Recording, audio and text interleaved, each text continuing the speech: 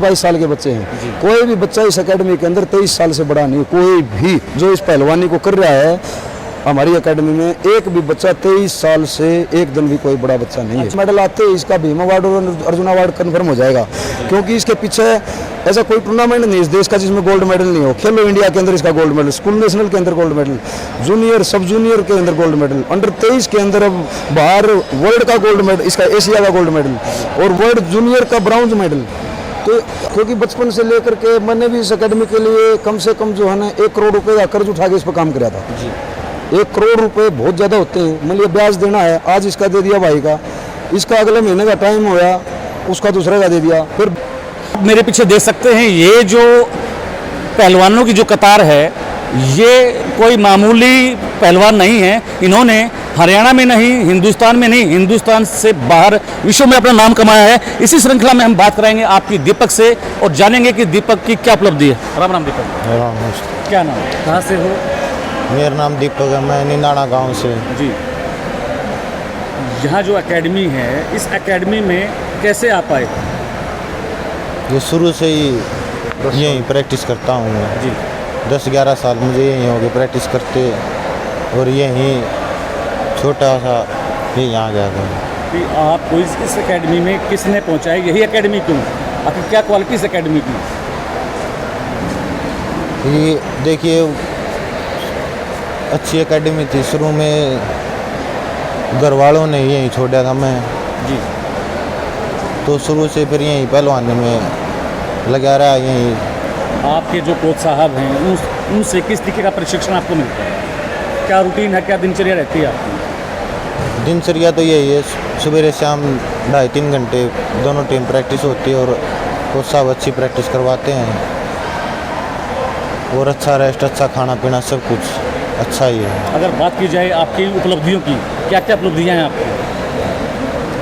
देखिए मेरे 3-4 जो नेशनल में गोल्ड हैं और सीनियर नेशनल में ब्रॉन्ज मेडल है, और ये पीछे 3-4 दिन पहले ही जो किर्गिस्तान में अंडर 23 एशिया चैम्पियनशिप हुई थी, उसमें 97 kg में गोल्ड मेडल है। और अभी इंग्लैंड में जो 28 जुलाई से शुरू होने वाले हैं गेम्स, उनमें अच्छा प्रदर्शन करेंगे। उनमें जीवन का पहला मेडल कब मिला? 2018 में सब जूनियर नेशनल में गोल्ड। कहाँ से कौन से? ये इसे डिस्ट्रिक्ट में हार गया था मैं शुरू में ही, फिर यहाँ स्टेट हुई थी एकेडमी में। जी, तो यहाँ कोच साहब ने जो टीम लड़ाई थी सीधी, तो सीधा मेरा नंबर फर्स्ट आ गया मैं, और फिर नेशनल में गोल्ड आ गया। तो इसके बाद जो मेडलों की है वो बारिश होती रही? हाँ जी, आगे से आगे मेडल आते रहे, और आगे भी अच्छा ही करेंगे। जो गेम्स होने उसमें गोल्ड के लिए। आज की जो युवा पीढ़ी है वो नशे की तरफ बढ़ रही है, तो दीपक का क्या मैसेज है युवा पीढ़ी को?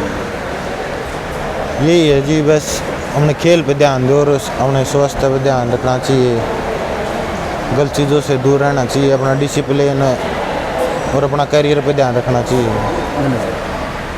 इनके जो कोच हैं, इनके जो द्रोणाचार्य हैं, हमारे साथ खड़े हैं अजय पहलवान जी, उनसे बात करेंगे कि इस एकेडमी का उन्होंने जो सपना था कैसे स्टार्टअप किया और आज ये मुकाम है, इनका पूरे हिंदुस्तान में नाम है।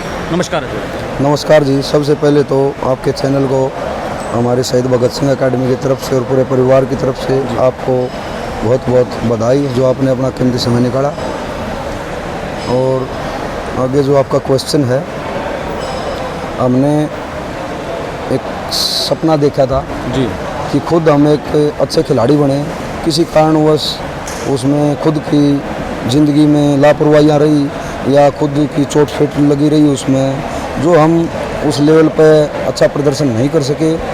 हम नेशनल स्तर तक ही मेडल लेकर वंचित रह गए जी। और फिर जो है उसके बाद हरियाणा पुलिस में हम खेल कोटे से भर्ती हो गए जी। और उसके बावजूद भी जो है ना अच्छा होना चाहिए था वो खुद से नहीं हो पाया। तो एक चसक थी मन में कि हम जो है ना खुद ओलंपिक और वर्ल्ड चैम्पियनशिप में, एशियन गेम्स में, कॉमनवेल्थ गेम्स में मेडल नहीं ले सके, तो कुछ ऐसा करें जिससे हम देश के लिए अपना योगदान दे सकें। हर आदमी का एक सपना होता है छोटा छोटा, अगर अपने देश के लिए कुछ कर सके। मेरा भी एक सपना है कि मैं इस एकेडमी के माध्यम से देश को एक नहीं कम से कम 3-3 4-4 ओलंपिक में गोल्ड मेडल दिलाने का कार्य करता रहा हूँ।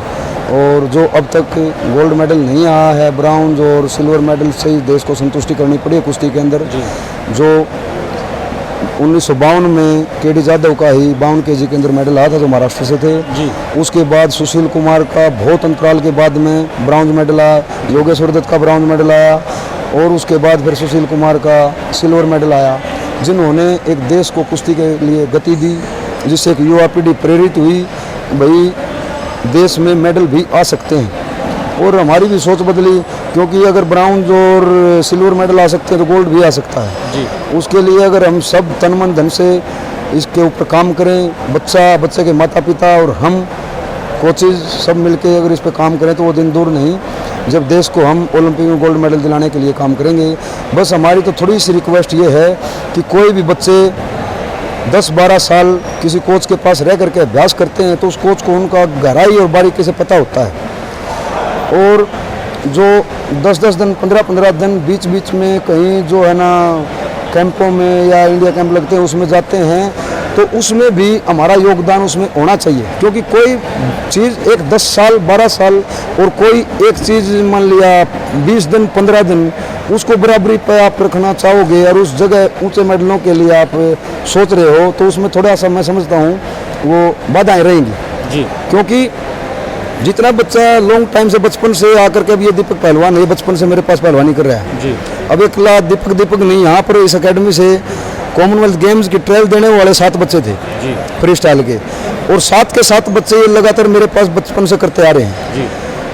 अब इन बच्चों के ऊपर जो है ना अलग से कोच 10-15 दिन के लिए कोई हो गया, फिर 15 दिन के लिए कोई हो गया, तो उसमें इनको भी समझने में उनको समझने थोड़ा गैप होगा।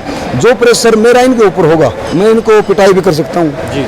और ये उस चीज़ के लिए कोई वो विरोध भी नहीं कर सकते, लेकिन दूसरा इनको सोचेगा इसको गलती कर दी, इसको कहना है ना कहना है, इस तरह की बहुत सी टेक्निकली चीज़ें होती है। एक आंखों की जो शर्म होती है ना जी। वो जो बचपन से कोई चीज़ साथ में इकट्ठी होती आई हो, जैसे पिताजी की अलग शर्म होती है, तो ऐसे ही कोई 10-15 साल से कोई जुड़ के आ रहे हैं इकट्ठे तो उनका भी अलग महत्व होता है। जैसे मैंने देखा कि जब बच्चे यहाँ प्रैक्टिस कर रहे थे और आपने एक जो होता ना गुरु की जो मार होती छड़ी की मार, हाँ। आपने एक बच्चे को चाटा में लगाया था, क्या इस तरीके से बच्चे को किस तरीके को फीलिंग नहीं होती? हाँ भी वो ऐसा हुआ हो सकता है उसको उस टाइम पे फीलिंग होती हो, लेकिन वो मारना किस लिए, मारना नहीं है, वो उसको थोड़ा सा सुझाव देना, उसको चेत को लाइन में लाना। अभी आप एक्टिव हो इस चीज़ के लिए, आप सुस्त हो गए उस चीज़ से, सुस्त हो गए तो हो सकता है आप सुस्त होने में आपके कहीं इंजरी मोटी आ गई तो आप ये तो एक छोटा चाटा है हाँ। और इंजरी आपके पूरे करियर को तबाह कर देगी। मैंने इसको गुरु की ही छड़ी की मारी कहा है, ठीक है।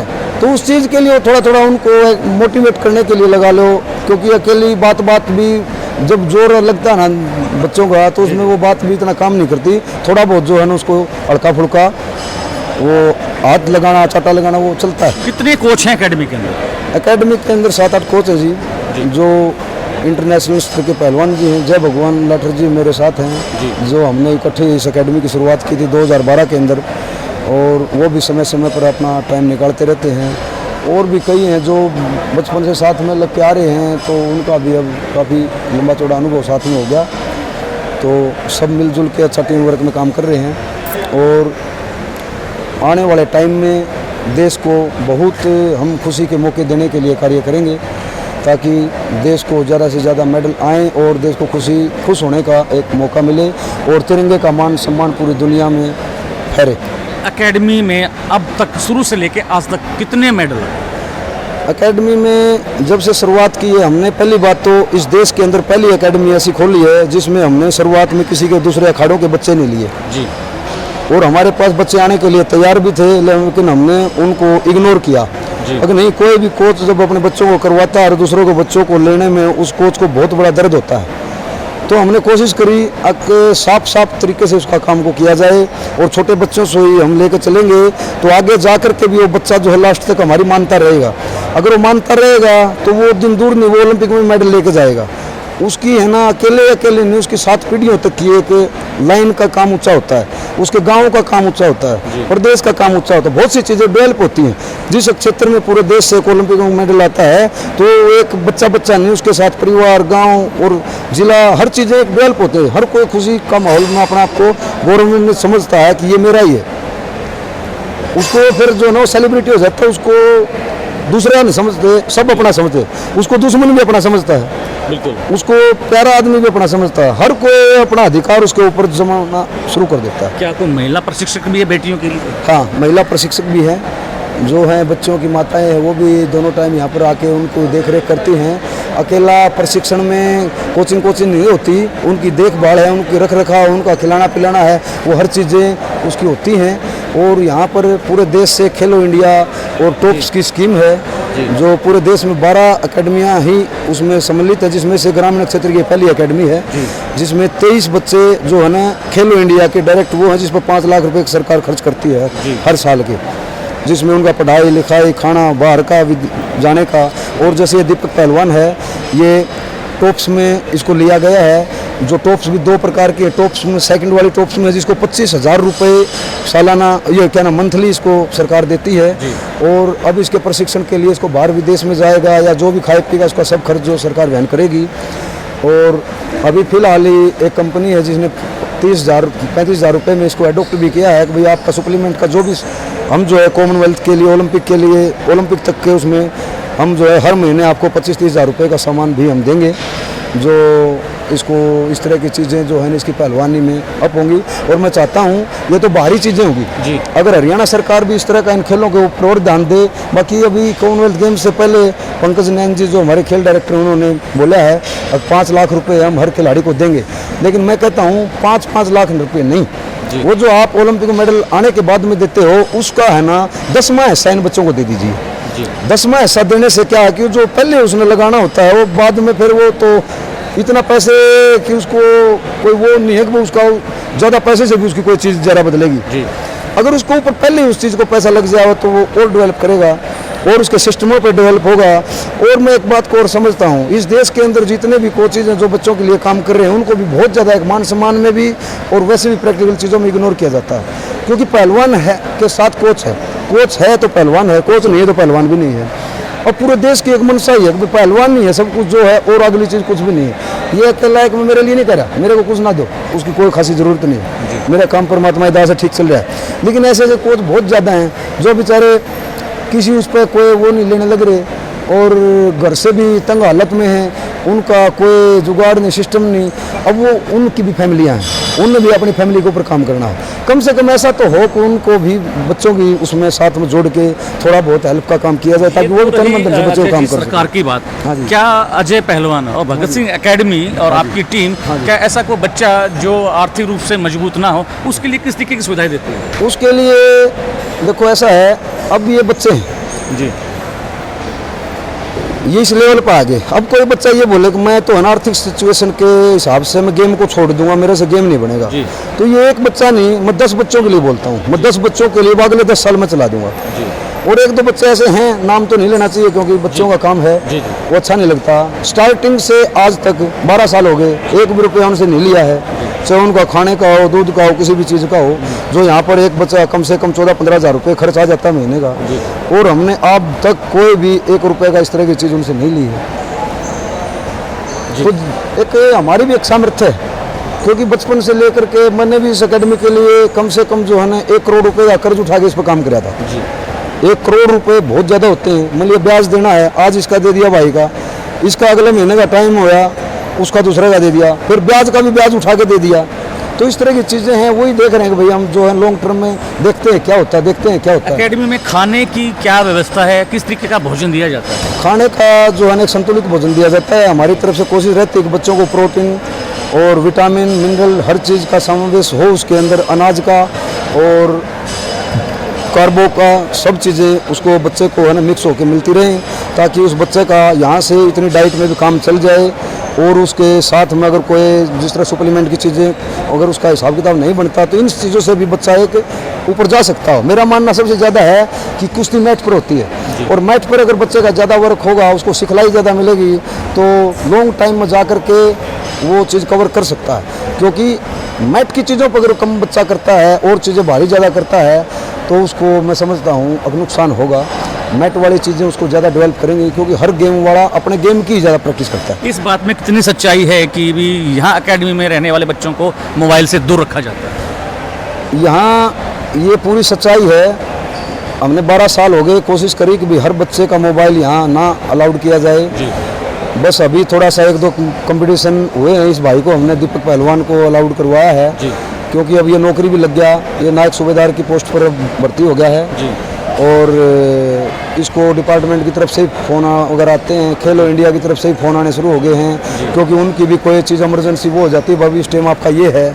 कई बार मैं प्रैक्टिस करवाता हूँ या दाएं बाएं बिजी हूँ तो मैं फ़ोन नहीं उठा पाता, नंबर तो मैंने अपना भी दे रखा है और बोल भी रखा है कि भाई ज़्यादा से ज़्यादा मेरे पास ही फ़ोन करो, उसके पास कम करो क्योंकि बच्चा सो रहा है, रेस्ट कर रहा है। 3-4 घंटे प्रैक्टिस सुबह करवा दी, 3-4 घंटे शाम को करवा दी और बच्चा दिन में फिर कभी किसी का आ गया कभी किसी का आ गया।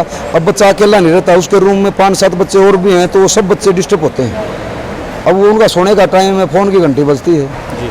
मान लिया चाहे किसी ने कोई काम हो या ना हो, हाय हेलो पूछने के लिए वो उसका तो होगा डिस्टर्ब का काम क्योंकि बच्चे को हम जो है ना इतना वो कर देते हैं एक प्रैक्टिस में। अब शाम की प्रैक्टिस के लिए उसने रेस्ट चाहिएगा, रेस्ट नहीं करा तो शाम की प्रैक्टिस उसे अच्छी नहीं होगी और शाम की प्रैक्टिस अच्छी नहीं होगी तो आहिस्ता आहिस्ता बच्चे के ऊपर लोड आता रहेगा और वो इंजरी में चला जाएगा। रूटीन क्या है बच्चों का, सुबह का स्टार्टअप का शाम तक का, तो दिन का क्या रूटीन? रूटीन ये है, जो बड़े बच्चे हैं अब ये जो अच्छे स्तर पे करने लगे कि भाई जो हमारे कम से कम 8-10 बच्चे इंटरनेशनल हो गए हैं, मेडलिस्ट हैं वहाँ के, और वो बच्चे ज़्यादा से ज़्यादा और मेडलों की तरफ बढ़े हैं उनके लिए हमने थोड़ा सा लॉन्ग टर्म कर रखा है। कंपटीशनों के टाइम पे उनको छोटा कर देते हैं और बाकी जब कंपटीशन ना आए तो उसको हम 3-4 घंटे तक सेशन में लेते हैं एक टाइम का।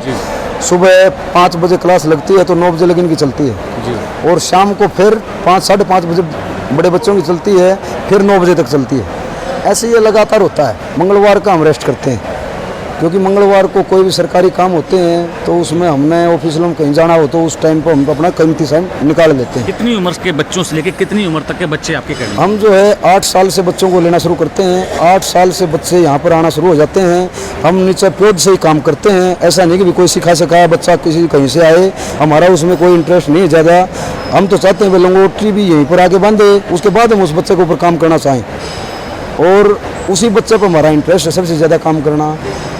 और बड़ा बच्चा हमारा अब ये मानो ये दीपक पहलवान है, ये 20-21 साल के बच्चे हैं, विजय है, अनुज है, ये 21-22 साल के बच्चे हैं। कोई भी बच्चा इस एकेडमी के अंदर 23 साल से बड़ा नहीं, कोई भी जो इस पहलवानी को कर रहा है हमारी एकेडमी में, एक भी बच्चा 23 साल से एक दिन भी कोई बड़ा बच्चा नहीं है। अजय पहलवान ने इस तरह के कितने अर्जुन बनाए हैं? देखो हमारा ये शुरुआती दौर है और शुरुआती दौर में जब हम 8 साल के बच्चों को ये शुरुआत करते हैं, भी दीपक पहलवान है, इसकी शुरुआत जो है ना यहाँ पर 12 साल 11 साल के बच्चे की हुई जी। मतलब 10-11 साल के बच्चे की जब इसकी पहलवानी शुरू हुई तो 10-11 साल के बाद इसने आज 11 साल का टाइम हो गया।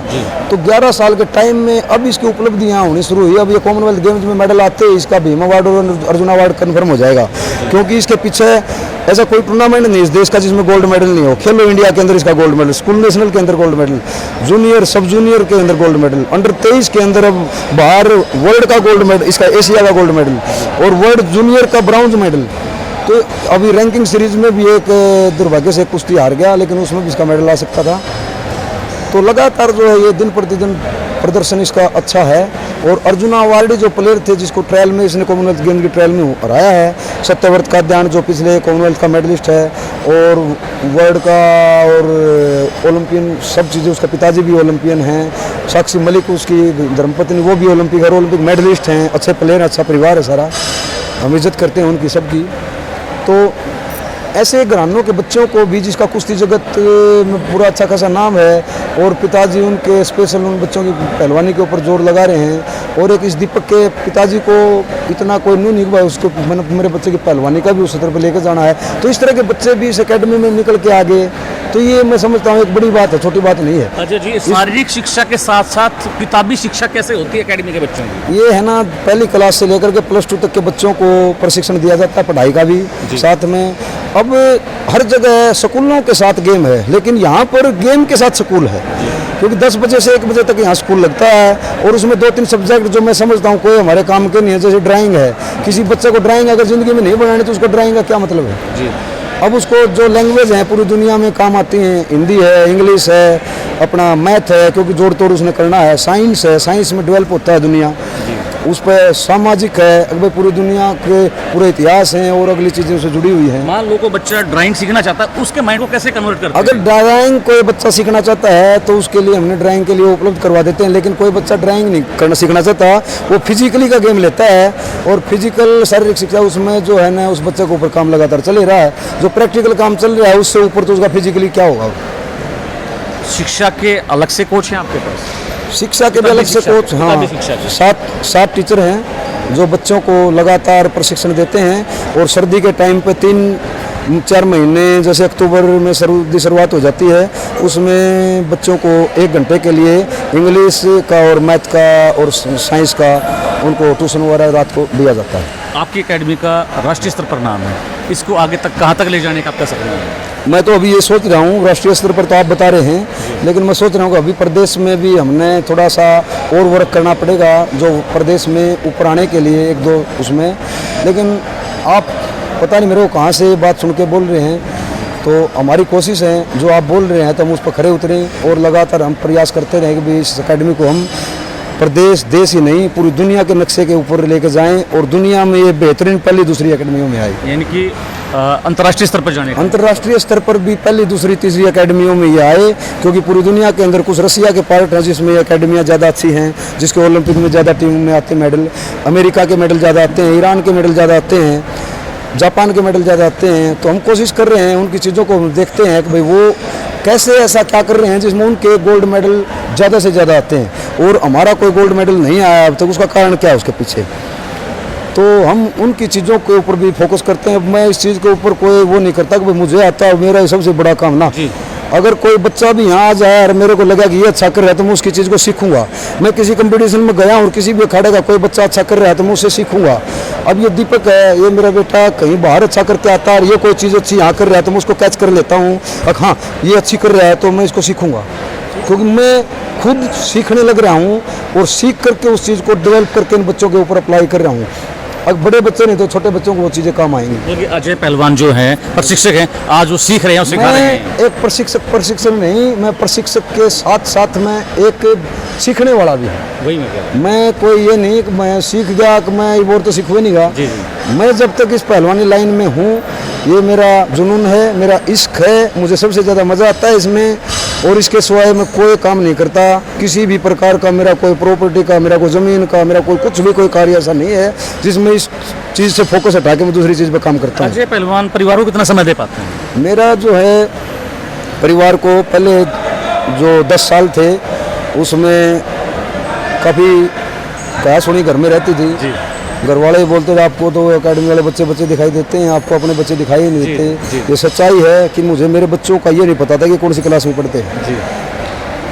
और फिर मेरे भी इंटरेस्ट ये हुआ कि क्यों ना ये खड़ा ही खोल लिया, अब ये तो छुटना नहीं, क्योंकि बड़े स्केल पर खुल गया और अपने बच्चों की भी करवाई जाए तो कम से कम बने नहीं गए तो शारीरिक स्वस्थ तो रहेंगे, नज़रों के आगे हैं। और अब जो है आप देखो पूरी दुनिया के अंदर कोरोना आया, उसमें करोड़पति, अरबपति, साइंटिस्ट, वैज्ञानिक, पॉलिटिशियन, हर किसी की अर्थी निकली है, हर कोई मरगत की तरफ गया है। जो इसमें खिलाड़ी है उसकी सबसे ज़्यादा कम एवरेज आई है, जो मरण की एवरेज जो है एक स्वस्थ खिलाड़ी की कमाई है, इम्यूनिटी फौज की कमाई है, मान लिया बेल्ट की नौकरियों की कमाई है। क्यों आई है? क्योंकि उनका फिजिकल वर्क होता रहता है। और ज़्यादातर जो है ना जो हार्ड वर्क और शारीरिक काम कम करते हैं उनकी इसमें ज़्यादा आई है, चाहे वो अरबोपति हो, चाहे दुनिया के सबसे ज़्यादा पैसे वाले हों। फिर उस पैसे का ही क्या महत्व है? जो एक शरीर ही नहीं रहेगा तो पैसा रहेगा, उसको बरतेगा कौन? बात चली थी आपके गृहस्थी से चली थी कि धर्मपत्नी का, आपके धर्मपत्नी का कितना सहयोग रहता है? मेरी धर्मपत्नी का तो मैं मानता हूँ मेरे से ज़्यादा सहयोग रहा है, क्योंकि वो जो शुरुआत के 10 साल हैं और मेरी भी शादी को लंबा चौड़ा टाइम नहीं हुआ था, उससे 2-3 साल पहले ही मेरी शादी हुई थी। उस टाइम मैं पुलिस में था तो जब भी मैं कम टाइम दे पाता रहा घर पे, क्योंकि पुलिस का ही बहुत ज़्यादा स्ट्रिक्ट मामला होता है। तो उसके बाद फिर उन्होंने सोचा भाई अब जो है नौकरी को छोड़ के अपने इसमें लग गए तो इसमें टाइम तो हमें मिलेगा। अब बच्चे भी हो गए तो वो भी पढ़ाई लिखाई उनकी भी केयर के लिए स्कूल में छोड़ के आने ले आने, बच्चे छोटे छोटे होते हैं।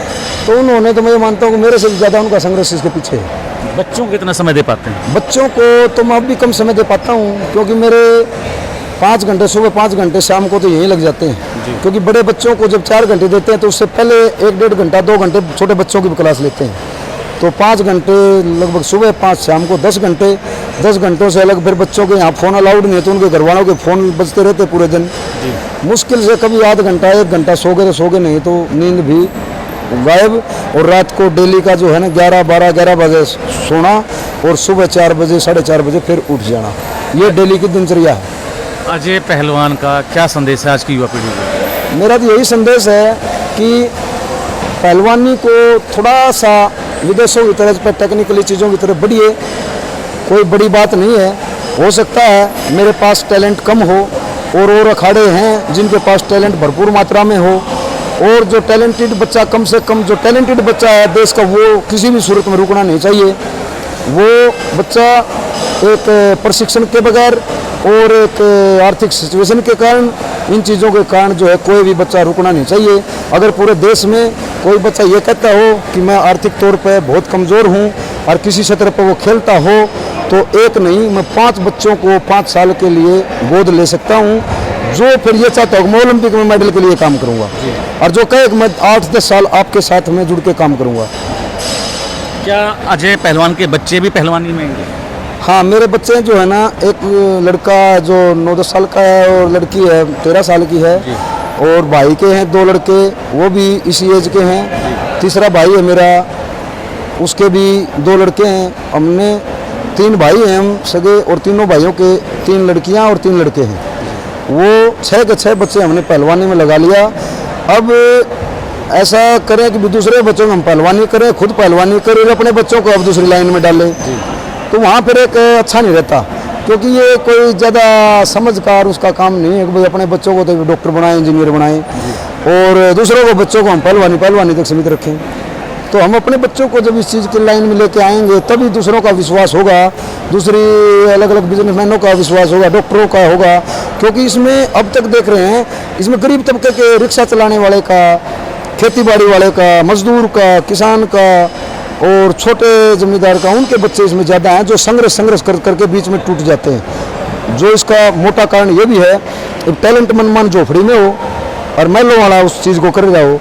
महल वाला उस चीज़ को अच्छे से नहीं करता और झोपड़ी वाला उस चीज़ को अच्छे से करता है, वो आर्थिक तौर से और अच्छी कोचिंग से टूट के दूर हो जाता है।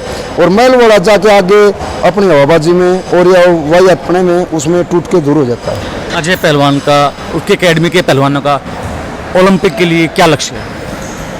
हम जो है छोटे छोटे लक्ष्य पे चले हुए हैं। पहले हमारा लक्ष्य था नेशनल में मेडल देना। नेशनल में अब कम से कम भी 20-22 बच्चों का यहाँ पर जब से एकेडमी खोली है नेशनल में मेडल आ चुका है। और 23 बच्चे जो भारत सरकार की तरफ से, खेलो इंडिया की तरफ से, साई की तरफ से एडोप्टेड किए गए 23 बच्चे, वो सब इंटरनेशनल और वर्ल्ड के और एशिया के और मलिया ओलंपियन हैं, वो यहाँ पर आए हुए हैं। जो अंशु मलिक है ओलंपियन, वो खेलो इंडिया से हैं। ये सोनम मलिक है, वो खेलो इंडिया से हैं। ये दीपक पहलवान खेलो इंडिया से है, ये है बचपन से ही मेरे पास, वो अभी मेरे से जुड़े हैं मलिया 2 साल से ऐसे लगे साथ में। तो कोशिश है सबके पक्ष से हम अच्छा काम करें और ओलंपिक में ज़रा देश को मेडल दिलाएं। धन्यवाद। ये थे हमारे साथ अजय पहलवान, जिनके शिष्य, जिनके द्वारा पैदा किए गए अर्जुन, जिनके द्वारा बनाए गए धुरंधर आज नेशनल स्तर पर नाम कमा चुके हैं और जॉब भी कर रहे हैं। ऐसे बच्चे हैं जो बचपन से लेकर 10 साल तक यहाँ आए, यहाँ शिक्षा ली और आज भारत सरकार में फौज में नौकरी पर कायम है। ऐसे किसी और बच्चे से आपको मिलवाएंगे। बने रहिए हरियाणा बुलेटिन न्यूज़ के साथ। धन्यवाद। हर खबर का मतलब ब्रेकिंग न्यूज नहीं, हर बहस का मतलब हंगामा नहीं। हरियाणा की सारी खबरें केवल हरियाणा बुलेटिन पर। सीधी बात, नो बकवास।